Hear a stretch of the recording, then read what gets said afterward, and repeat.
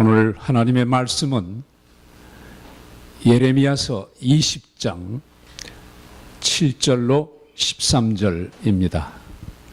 예레미야서 20장 7절로 13절.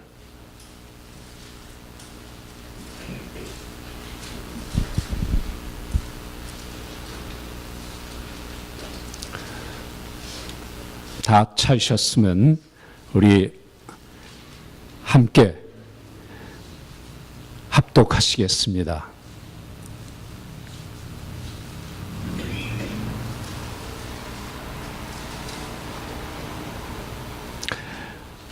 시작.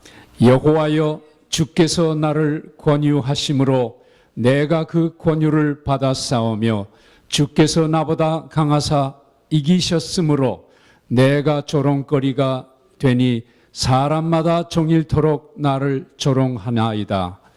대저 내가 말할 때마다 외치며 강포와 멸망을 부르짖으니 여호와의 말씀으로 하여 내가 종일토록 치욕과 모욕거리가 됨이니이다. 내가 다시는 여호와를 선포하지 아니하며 그 이름으로 말하지 아니하리라 하면 나의 중심이 불붙는 것 같아서 골수에 사무치니 답답하여 견딜 수 없나이다. 나는 무리의 비방과 사방의 두려움을 들었나이다. 그들이 이르기를 고소하라. 우리도 고소하리라 하오며 나의 친한 벗도 다 나의 타락하기를 기다리며 피차 이르기를 그가 혹시 유혹을 받으리니 우리가 그를 이기어 우리 원수를 갚자 하나이다. 그러하오나 여호와는 두려운 용사 같으시며 나와 함께 하시는 고로 나를 박해하는 자가 넘어지고 이기지 못할 것이오며 그들은 지혜롭게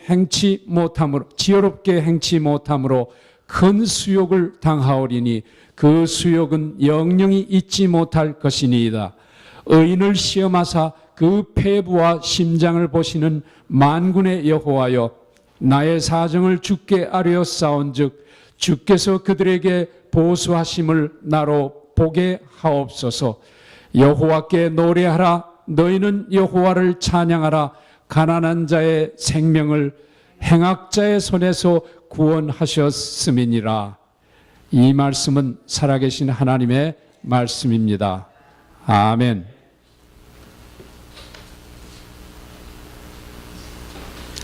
오늘 제목은 9절에 있는 중심이 불붙는 것 같아서 답답하여 견딜 수가 없나이다. 이런 제목으로 말씀을 함께 나누기 원합니다. 우리 같이 한번 해볼까요? 중심이 불붙는 것 같아서 답답하여 견딜 수가 없나이다. 지금 미국은 미중유의 심각한 위기에 처해 있습니다. 서부 LA 지역은 무려 1000년 만에 한 번 나올까 말까 하는 가뭄으로 극심한 고통 가운데 있다고 우리 뉴스가 전합니다.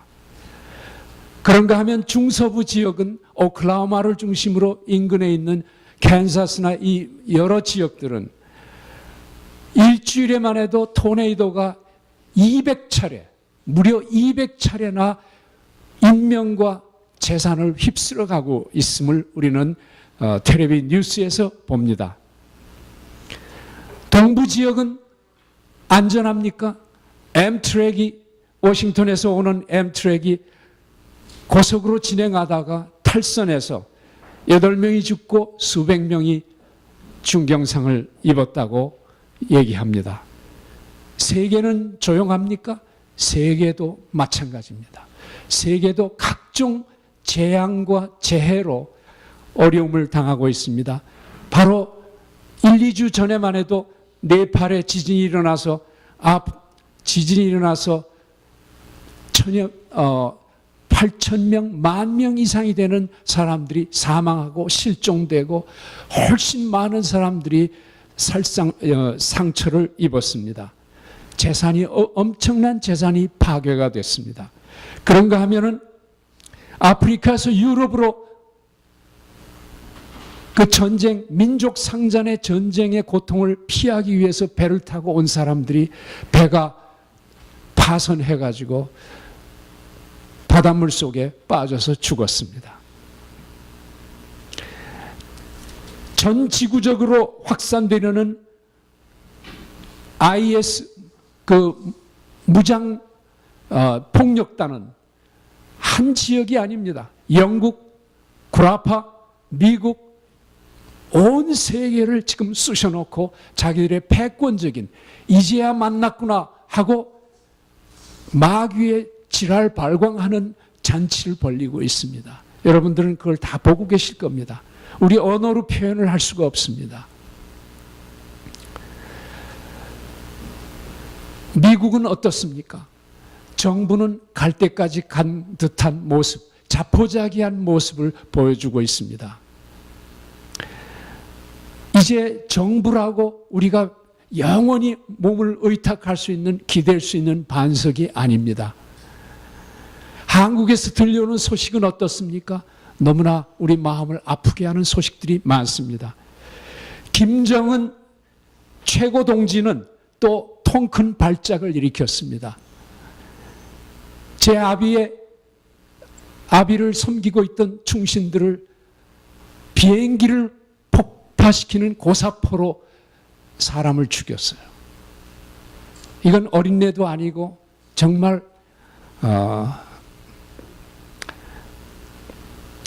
그러나 이 모든 급변하는 움직임 속에서 우리 여러분과 저희들의 마음은 어떻습니까?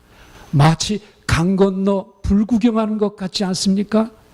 우리가 고통 가운데서 그걸 보고 부르짖어 기도하고 하나님 앞에 우리 죄를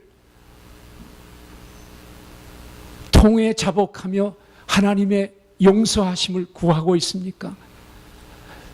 전 이게 정말 우리의 큰 문제인 것 같습니다. 여러 목사님들 설교 중에서 이런 얘기를 들은 기억이 많이 있습니다. 개구리를 잡아서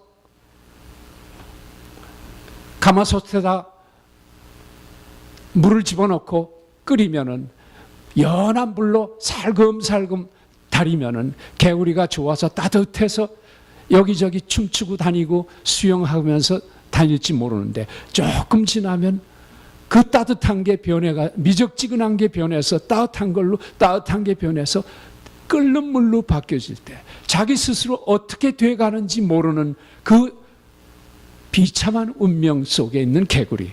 제가 그 개구리 생각을 해봤습니다. 우리가 바로 그 개구리 같은 입장이 아닌가. 세상에 미국 같은 나라가 어디 있어요? 특히 미국은 노인들의 천국이라고 그러지 않습니까? 일 안 해도 먹고 사는 천국.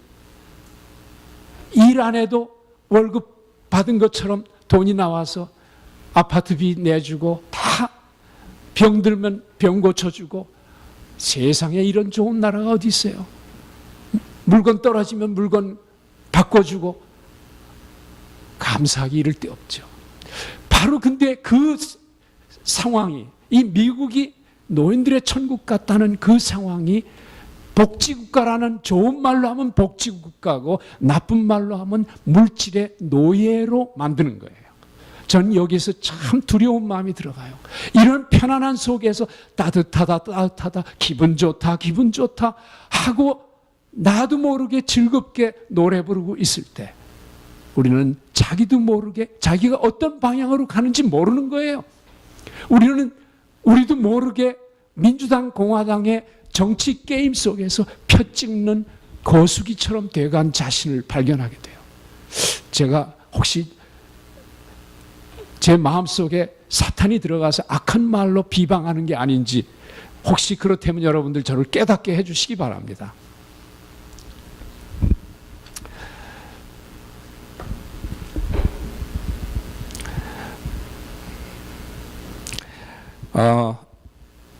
정말 우리가 미국에 와서 처음에 얼마나 기뻤습니까? 신앙생활을 마음대로 할 수 있고, 부흥 집회 마음대로 가고, 밤새 기도하고, 세상에 이렇게 좋은 나라가 어디 있어요? 그러나 그 좋았던 기억은 점점 사라지고, 감사한 마음은 사라지고, 모든 걸 당연히 여기는 그런 상황이 되어버렸어요. 무사 안일주의, 태평주의, 평안하다 평안하다.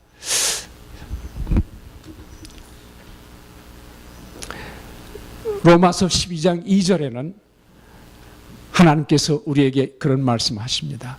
너희는 세대를 분별하라. 세대를 쫓아가지 말고, 이 시대를 그대로 쫓아가지 말고 이 시대를 분별하라. 오직 마음을 새롭게 하라. 이렇게 우리에게 경고를 줍니다. 이 시대가 그 당시 시대만이 아니라 오늘 시대이기도 합니다. 그런가 하면 에베소서 5장 16절에는 세월을 아끼라. 세월을 아끼라. 때가 악하니라. 하나님의 뜻을 분별하라고 우리의 영혼에 촉구하고 계십니다. 바울 사도는 우리에게 촉구하고 있습니다. 우리도 모르는 새에 우리가 점점 사탄 마귀의 유혹 속에 우리도 편안한 것으로 빠져들어가고 있어요. 이 편안해서 기도 안 하고 성경 안 보고 금식 안 하고 여기가 좋사오니 하고 늘어지면은 그게 참 사탄의 무시무시한 유혹이에요. 정말로 두려운 건 그거예요. 요새 텔레비가 얼마나 발달되어 있어요. 예? 텔레비로 이제 예배를 텔레비로 보고, 그거 가서 뭐해? 더운데 에어컨도 없는데 가서 뭐해? 이제 그렇게 될지도 몰라요. 그렇게 되면은 편안한 거는 우리의 원수가 되어버리는 거예요. 예. 여러분과 제가 do nothing, 아무것도 안 하고 있으면 우리는 자동적으로 어디로 가요? 지옥 아랫목으로 가게 됩니다. 주여 주여 하는 자마다 천국에 모두 들어오는 게 아니라고 하십니다. 하나님은.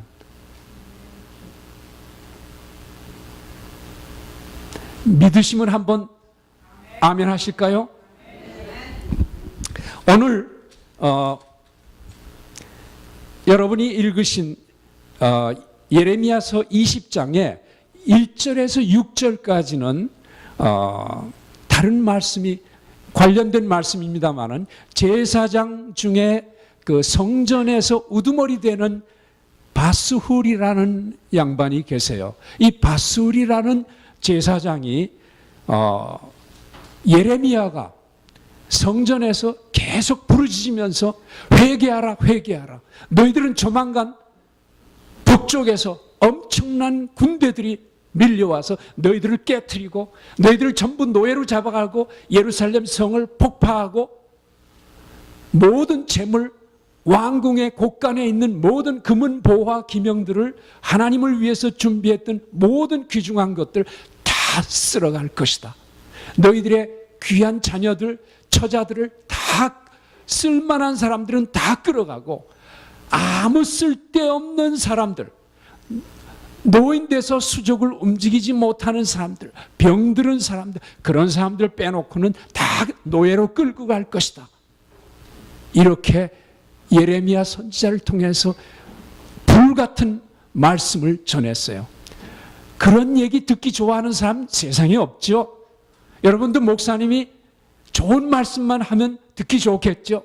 여러분들 최고입니다.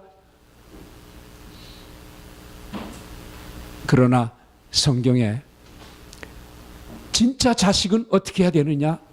진짜 자식은 매로 다스려야 한다 하고 말씀되어 있죠. 사랑의 표현이기 때문입니다.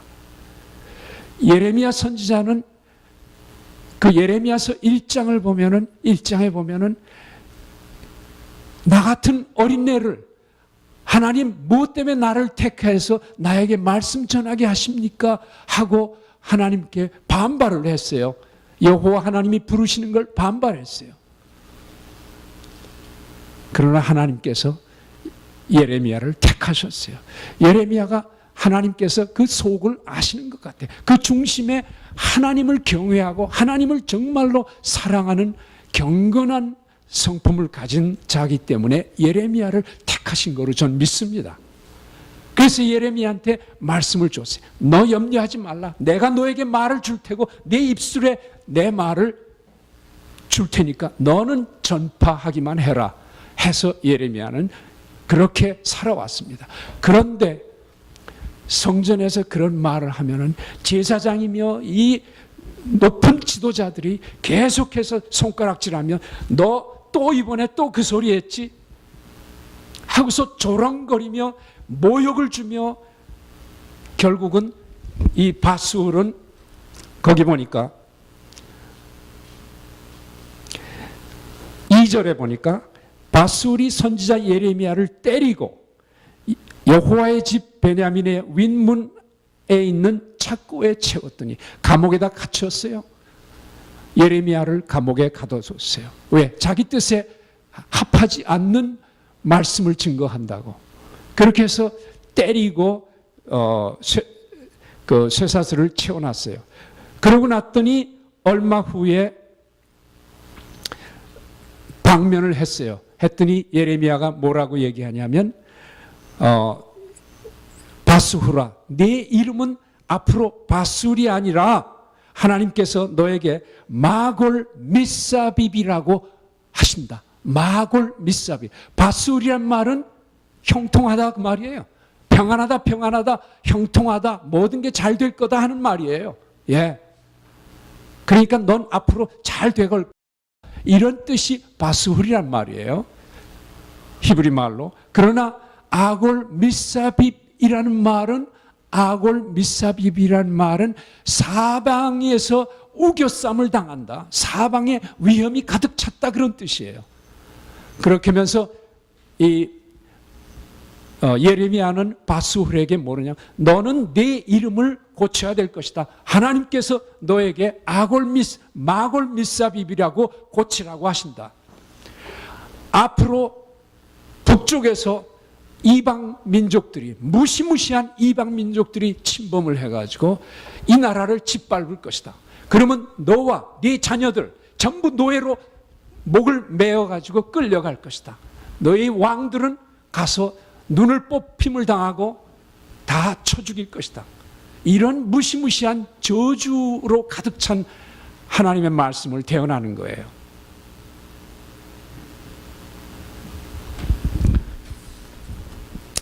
그러면서 네가 지금 거짓으로 이스라엘 백성들을, 유다 백성들을 잘못된 길로 네가 인도하는데 아니다. 이스라엘 유다 백성은 참으로 고난을 당하고 환난 가운데 있을 것이다 하고 예레미야는 말하는 거예요. 예레미야는 그 전부터 여러 왕을 거치면서 예레미야는 유다 백성들에게 그랬어요. 앞으로 북쪽에서 바벨론이 침범하는데, 바벨론이 침범하면 멀쩡한 사람들 다 끌고 가서 노예로 만들 것이다. 정신 차려라. 바벨론에 불복종해가지고 덤비지 말고 조용히 지켜서 순종해라. 이건 하나님의 뜻이다. 만일 그게 국가의 우두머리에게 그런 예언을 했다면은 그 예언을 받은 국가의 왕이 가만 놔두겠어요? 저놈 갖다가 당장 감옥에다 가두라고, 국가를 비방하고 왕을 조롱한다고 할 거죠. 예.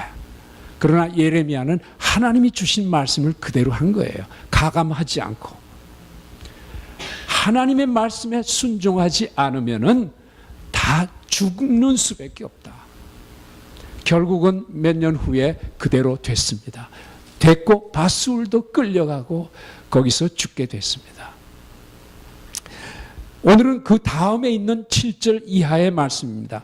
7절 이하에 여호와여 주께서 나를 권유하심으로 내가 그 권유를 받았사오며 주께서 나보다 강하사 이기셨으므로 내가 조롱거리가 되었습니다. 사람들의 조롱거리가 됐습니다. 여기 권유하다는 말을 원래 원어로 보면은 속였다고 되어 있어요. 하나님께서 예레미야를 속여서 말씀을 전파하게 하셨다. 속였다는 것보다는 사실은 잘 이렇게 꼬셔서 예레미야로 하여금 선지자 노릇을 하게 했는데, 싫어, 본인은 원하지 않지만 그렇게 했는데, 하고 나니까 나는 사람들한테 얻어맞고 감옥에 갇히고 목에 쇠사슬 걸고 사람들은 나를 비난거리고 거짓 선지자라고 나를 거꾸로 부르며, 주여 내가 어떻게 해야 되겠습니까? 내가 말씀을 전하지 않으면 마음속에 불 붙는 것 같아서 내가 견딜 수가 없나이다. 이렇게 하는 거예요. 내 말씀 심중에 하나님이 주시는 말씀이, 왜냐하면 예레미야는 하나님이 참되신 하나님이라고 믿고 있거든요. 여러분들은 어떻습니까? 하나님이 참되신 하나님이십니까? 유일하신 하나님이십니까? 구원의 하나님이심을 믿습니까? 그런데 하나님이 성경에 말씀하시는 것을 하면은 제사장 이하 모든 지도자들이, 정치 지도자들과 종교 지도자들이 두드러 패고 감옥에 갇히고 침을 뱉고 모욕을 하는 거예요. 하나님, 내가 어떻게 해야 됩니까? 그렇다고 입을 닫고 있으면은 마음속에서 답답해가지고 견딜 수가 없나이다. 오늘날 제가 이 상황을 보면서 우리가 처해 있는 미국이 그동안 여러분들은 지상을 통해서나 목사님들을 통해서 계속 말씀을 들어서 알고 있어요. 크리스찬들은 점점 줄어들어요. 현상 유지가 아니라 줄어들고 있어요. 이슬람은 점점 올라가고 캐톨릭은 올라가고. 뭐가 잘못됐습니까? 우리의 믿음이 참 두렵기 짝이 없습니까? 예. 저는 그러한 상황 속에서 마음이 중심이 불붙는 것 같아서 골수에 사무치니 답답하여 견딜 수가 없습니다 하는 예레미야 선지자의 마음을 여러분과 제가 같이 가졌으면 좋겠습니다. 제가 지난 몇 달 동안 3월 달에 와가지고 3월 중순에 돌아와서 3월 하순에 돌아와가지고 한 달 반쯤 지났는데 너무 편안한 거예요. 여기가 지색에 있을 때보다 너무 편안해서 여기가 좋사오니 너무 좋아요. 예, 일도 안 하고 제처가 벌어다 주는 저 선교사 벌어다 주는 것만 잘 먹고 있고, 그러니까 편안한데 참 두려워요. 정말로 두려워요. 지금 일어나는 우리 주위의 시대적인 흐름을 보면 너무너무 두려운 거예요. 제가 오늘 말씀은 여러분과 저를 같이 경계하는 말로 함께 하나님의 말씀을 듣자고 제가 말씀을 드리는 겁니다.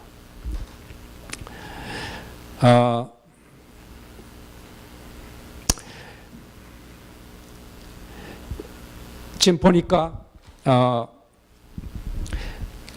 중심이 불을 붙는 것 같아서 중심에 우리의 심장 속에 하나님의 말씀이 하나님이 전해주시는 말씀이 우리 속에 막 불처럼 뜨겁기 짝이 없는 거예요. 예, 성경에는 성령의 불이라고 하나님의 말씀이 성령의 불이라는 곳이 나와요. 제가 그 말씀을 여러분들하고 같이 나누기 원합니다.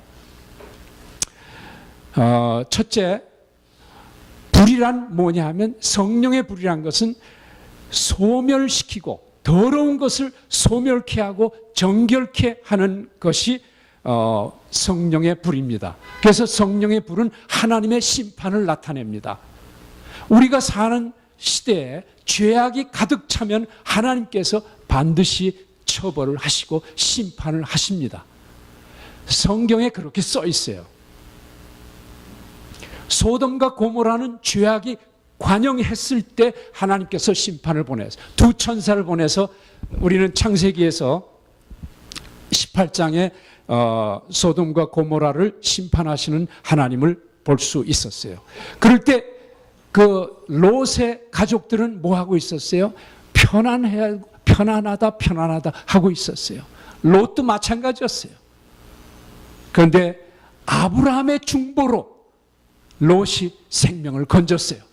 롯 자신의 힘으로는 건지지 못했어요. 롯은 죽을 수밖에 없었어요. 가족들과 같이. 그러나 아브라함의 중보로 저가 생명을 건졌어요. 그걸 기억하시기 바랍니다. 예. 여러분의 의로운 행위로서 여러분이 스스로를 지킬 수 있다고 생각하십니까? 한번 생각해 보시기 바랍니다. 둘째, 예레미야서 23장, 오늘 읽은 곳에 한 두세 페이지를 넘겼으면 예레미야서 23장 29절에 이런 말씀이 있어요. 나 여호와가 말하노라. 내 말이 불같지 아니하냐. 내 말이 불같지 아니하냐. 바위를 쳐서 반석을 쳐서 깨뜨리는 방망이 같지 아니하냐. 이런 말씀이 있어요. 하나님의 말씀은 불과 같습니다. 불은 정결케 합니다. 불은 태워버립니다. 태워버립니다. 그래서 더러운 것, 죄악된 것 다 소멸시켜버려요. 그 다음에 불은 뭐와 같으냐면 반석을 쳐서 깨뜨리는 방맹이와 같아요. 그 방맹이를 맞으면 반석이 깨어집니다. 다시 말하면 능력이 있다는 말입니다. 성령의 불은 능력이 있습니다. 신실합니다. 거짓 선지자들이 짓거리는 공허한 얘기, 평안하다 평안하다, 그게 아닙니다. 하나님의 말씀은 정확합니다. 잘못된 건 잘못됐다. 잘했으면 칭찬해 주시고 상급을 주십니다. 잘못된 거는 징계를 해 주십니다. 왜? 다시 올바르게 해서 생명을 얻으라고 하시는 거예요. 징계를 주는 이유는 사랑하기 때문에 생명을 주기 위해서 징계하시는 겁니다. 그걸 알아야 됩니다. 세 번째로 성령의 불은 성령의 충만을 나타냅니다. 그래서 우리는 사도행전 2장 1절에서 4절에 우리가 잘 아는 예수의 제자들이 120명이 예수님이 부활하시고 나서 40일간 제자들을 훈련시키고 그 다음에 승천하시면서 예수님이 제자들에게 부탁하신 말씀이 뭐예요? 너희는 예루살렘을 떠나지 마라. 떠나지 말고 함께 모여서 열심히 기다리라. 기다리라. 뭐를 기다리라고 그랬어요? 성령의 불받기를 기다리라고 그랬어요. 그때 성령의 불은 성령 충만을 나타내는 겁니다. 성령 세례를 나타내고 성령 충만을 나타내는 겁니다. 그래서 제자들이 그 말씀에 순종해서 열흘 동안 더 기다렸더니, 그러니까 40일 부활하시고 나서 40일 동안 말씀 전하고 그 다음에 10일 동안 승천하신 다음에 10일 동안 모여가지고 같이 열심히 기도하고 기다렸더니 50일째 되는 날 성령이 강림하셨어요. 그게 오늘날 교회가 됐죠. 아멘? 예, 교회가 됐어요. 그래서 제자들이 성령에 취해서 성령으로 충만해져 가지고 베드로와 같이 겁쟁이 성급한 사람이 성령이 충만하니까 담대해 가지고 용기를 내서 두려워하지 않고 복음을 전하는 용사가 됐어요. 복음의 일꾼이 됐어요. 그 다음에 죄와 사망의 권세에 짓밟혀 있던 사람들이, 그래서 두려워하던 사람들이 성령의 뜻에 완전히 지배돼 가지고 완전히 성령께 순종하고 죄와 육신의 생각이나 소욕을 거부하고 저항하는 아주 능력 있는 사람들로 바꿔졌어요. 이게 바로 성령의 불이 행하시는 거예요. 오늘날 여러분과 저에게 이런 성령의 불이 필요합니다. 성령의 불이 필요합니다. 우리를 새롭게 해주셔서 마치 술 취한 것처럼 성령에 취하는 것이 필요합니다. 사람들이 보면 저 사람 미쳤어, 교회 다니더니 좀 이렇게 미쳤어, 이런 얘기를 들어야 됩니다. 예. 만약 여러분들과 제가 정신이 온전해서 그런 말을 못 듣는다면 조금 부끄러운 일입니다.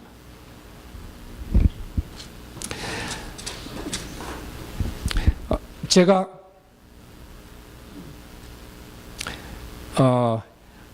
미국에 40년 동안 사는 동안에 가장 감동적인 말씀을 들은 적이 있었어요. 그 말씀을 들은 거는 한 30, 지금부터 계산해 보니까 제가 어제 말씀을 준비하면서 생각해 보니까 한 33년 전쯤 된 것 같아요. 우리 애가 한 10살쯤 됐을 때 원종수라는 사람이 저 디트로이트에서 미국으로 왔어요. 뉴욕으로 와가지고 간증 집회를 돌아다니면서 할 때였어요. 이 원종수라는 의사인데 암 전문 의사예요. 한국에서는 서울대학교를 의과대학을 졸업하는데 1등을 해서 대통령상을 받고 졸업을 했어요. 그분이 미국에 와가지고 암 전문 의사가 됐는데 하나님께서 이분한테 얼마나 놀라운 성령의 능력을 주셨는지 몰라요. 이분은 간증 그 집회에서 그런 말씀을 해요. 자기가 이 암 환자, 며칠이면 죽을 암 환자가 병원에 입원해 있는데 거길 순방을 하면서 한 사람 한 사람 만나면서 그날 병 상태를 돌보고 약을 필요한 건 약을 주고 그랬는데 이분이 세 번만 이분이 하루는 자기가 병실에서 나와가지고 문을 닫고 이제 존이라는 사람을 만나서 존에게 그날 회진을 돌고서 좀 안심하는 말을 해주고서 문을 닫고 나오는데 복도에서 피 이런 소리가 나는 거예요. 그래가지고 주위를 봤는데 조용하고 아무도 없어요. 근데 어디선가 또 그냥 가는데 내가 뭐 잘못 들었나 하고 정신을 오락가락 하는 것 같아가지고 머리를 흔들어 봤더니 아무 소리가 없어요. 조금 더 가는데 또 피 이런 소리가 나요. 피가 어쨌다는 말인가? 의사들한테 피하면 뭐가 해요? 피, 블러드. 우리 몸에서 나오는 피를 말하는 거겠죠. 예, 조롱할 때 쓰는 피 하는 소리가 아니라. 그래서 이분이 갑자기 거기서 깨달았어요. 하나님께서 저 사람의 생명을 곧 걷어갈 텐데 저 사람에게 생명의 복음을 전하라는 소리로구나. 제가 지난주에 우리 청소년들한테 말씀을 전했어요. 애들한테 파수꾼의 사명이라는 제목으로 말씀을 나눴어요.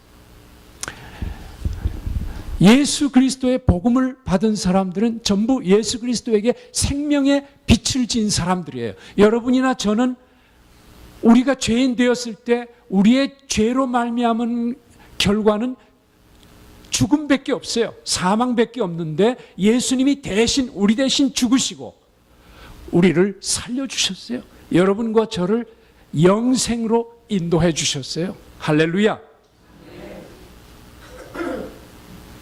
그렇기 때문에 우리의 생명은 우리의 것이 아니라 누구의 소유예요? 예수님의 소유라 이거예요. 예수님이 우리의 주인이에요. 그래서 우리가 예수님 보고 주여 하고 부르는 이유가 그거예요. 주란 말이 좋아서 하는 게 아니라 주여, 나의 주인 되신 분이요, 나의 왕 되신 분이요, 나는 당신의 노예입니다. 내 생명 내 거 아닙니다. 당신 것입니다. 이제 당신이 뭐라고 나한테 말씀하든 나는 순종하겠습니다. 그 뜻이 주여예요. 아멘. 이 원종수 권사님은 그때 순간적으로 깨달았어요. 예수님이 나에게 피의 복음, 생명의 복음을 저 존한테 전하라는 말씀이로구나.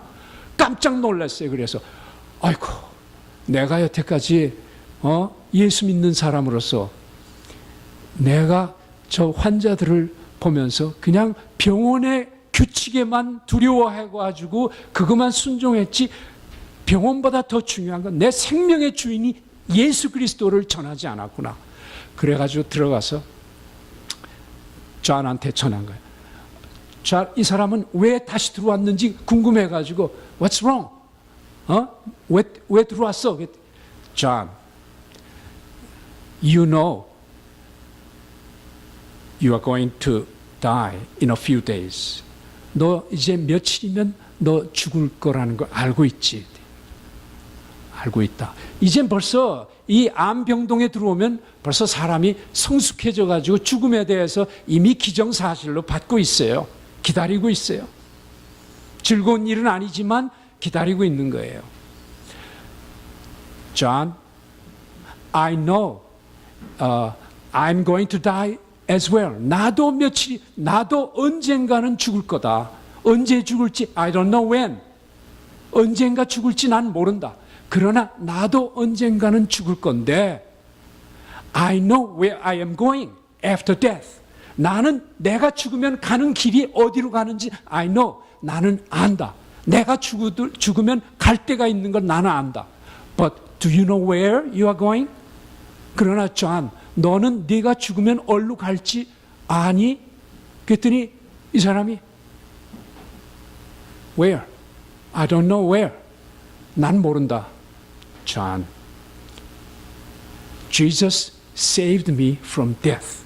예수님이 나를 사망에서 건져주셨어. He died for me. 그 사람이 나를 위해서 대신 죽어줬어.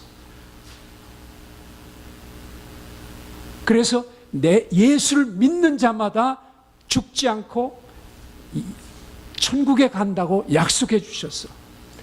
너희가 나를 믿으면 죽어도 살겠고 살아서 나를 믿으면 영원히 죽지 아니하리라 하고 예수님이 말씀하셨다. 나는 예수님과 약속이 돼 있다. 내가 죽으면은 난 예수님 품 안에서 다시 예수님과 더불어서 영원히 살 거야.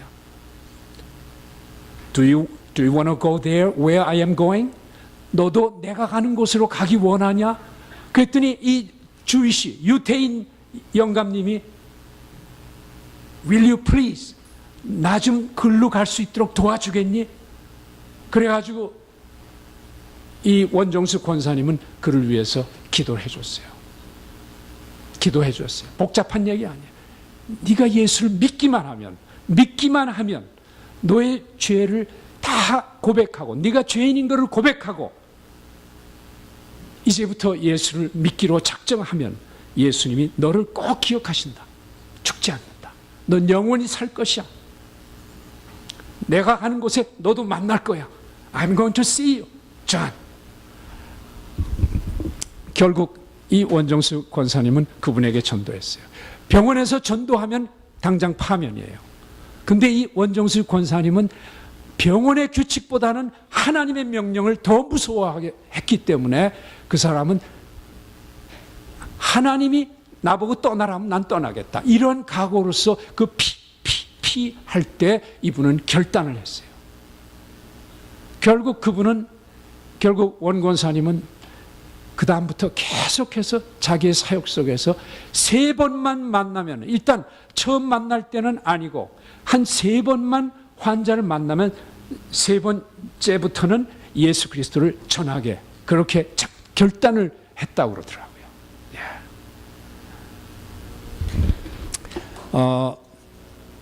오늘 저는 여러분들과 더불어서 이런 운동을 일으키기를 원합니다.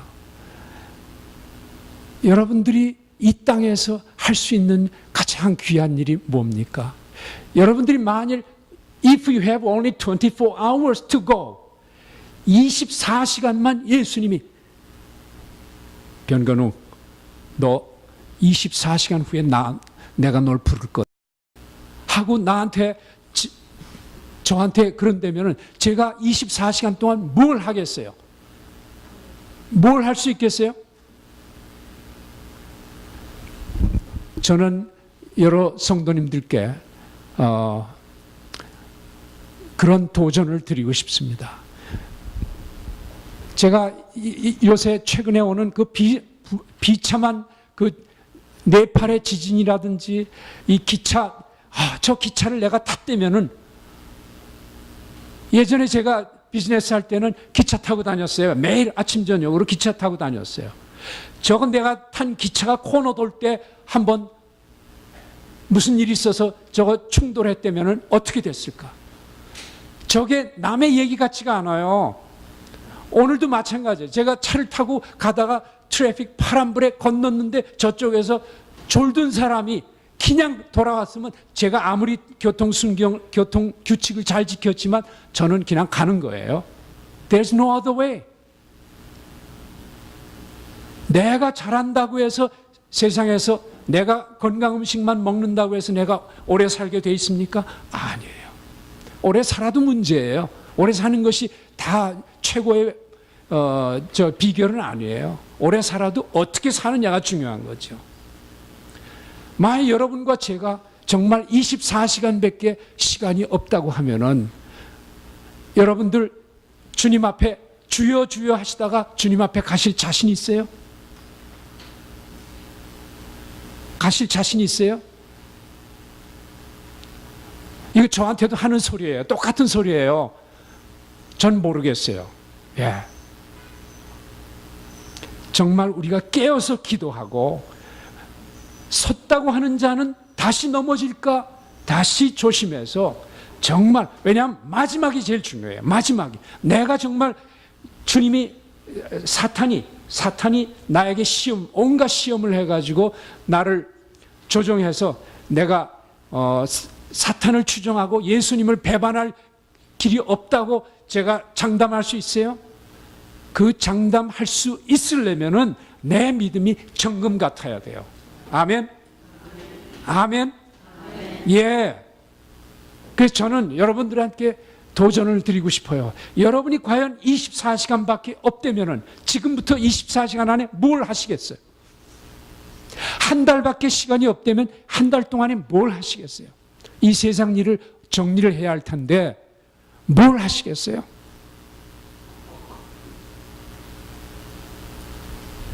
제가 그래서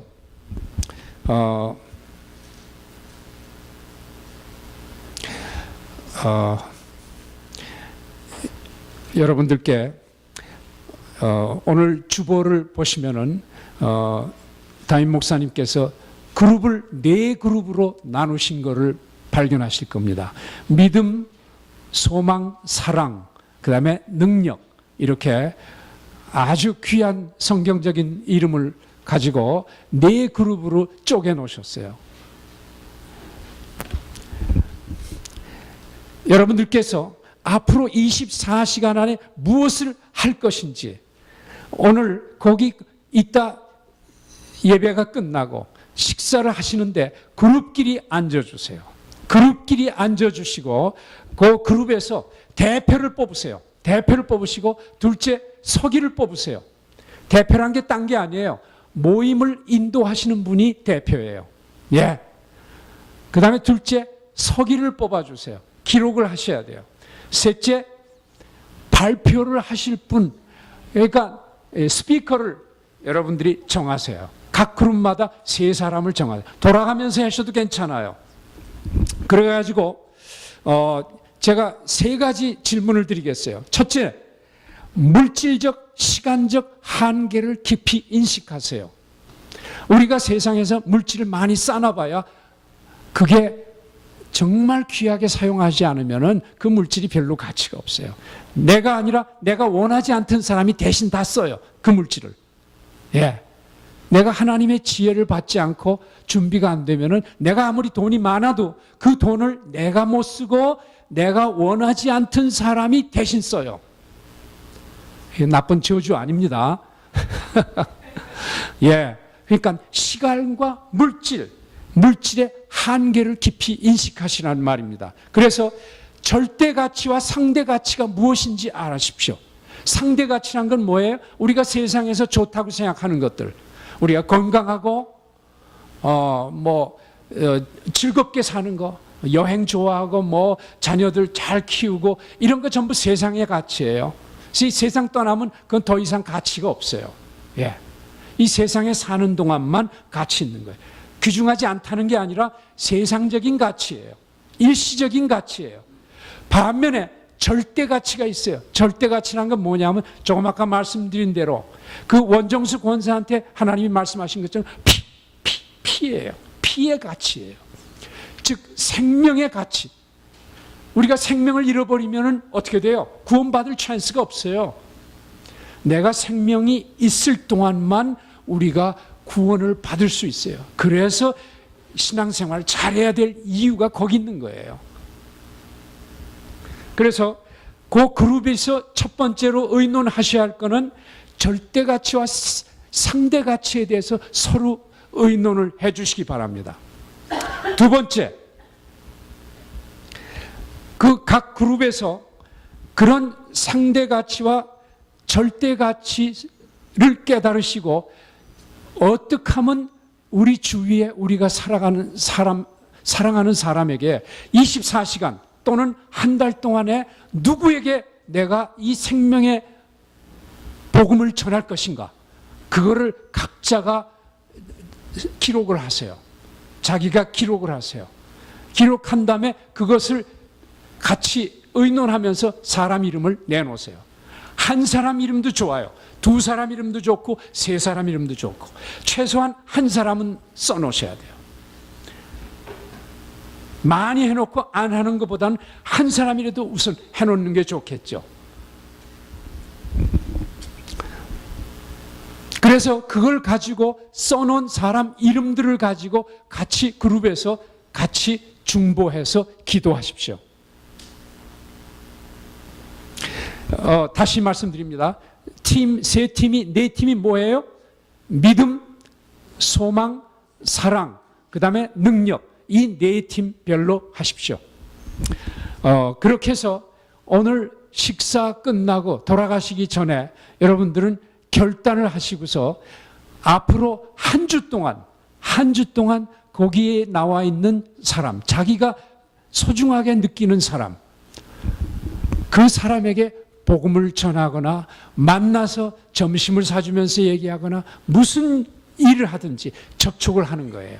기도를 전화로 접촉을 하든지 이메일로 접촉을 하든지 만나든지 이렇게 해서 접촉을 하되 모여가지고 전략을 같이 의논해 주시기 바랍니다. 어떻게 접촉하는 것이 효과적인지. 예. 이해되셨습니까? 예. 그래서 그 그룹끼리, 조끼리 나는 이렇게 하겠다. 그러면 저쪽의 사람이 그거는 별로 현실성이 없는데 이렇게 하는 게 어떨까? 서로 머리를 맞대고서 고민을 좀 하시기 바랍니다. 그런 고민은 하나님께서 기뻐하실까요? 기뻐하지 않으실까요? 대단히 기뻐하실 겁니다. 하나님이 그런 고민은 할수록 좋습니다. 그리고 그런 고민은 할수록 복이 됩니다. 제 말씀을 맺겠습니다.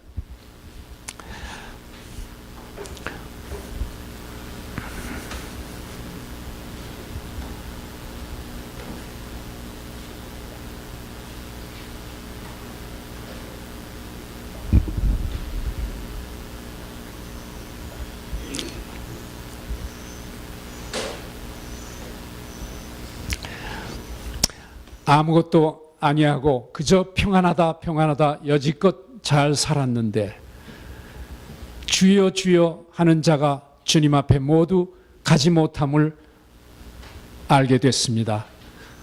사랑하신 주님, 우리가 지옥 가는 길은 간단하다고 합니다. 아무것도 안 하고 그냥 살면 자연히 가게 됨을 압니다. 사랑하신 주님, 성령으로 오셔서 우리 가운데 오셔서 우리에게 말씀을 가르쳐 주시고 깨닫게 해주시고 기도하게 해주시니 감사합니다. 이제 금년 한 해 저희들이 하나님께서 시간을 주시는 한도 내에서 저희들이 최선을 다해서 생명의 복음을 전파하기를 원합니다. 내 생명이 있는 동안 소중히 여기는 모든 사람들에게 복음을 전하기를 원합니다. 복음은 나의 능력으로 전하는 것이 아니라 성령께서 지혜를 주셔서 성령께서 능력이 되셔서 전할 수 있는 것을 믿습니다. 도와주시옵소서. 예수님의 이름으로 간절히 기도하옵나이다. 아멘.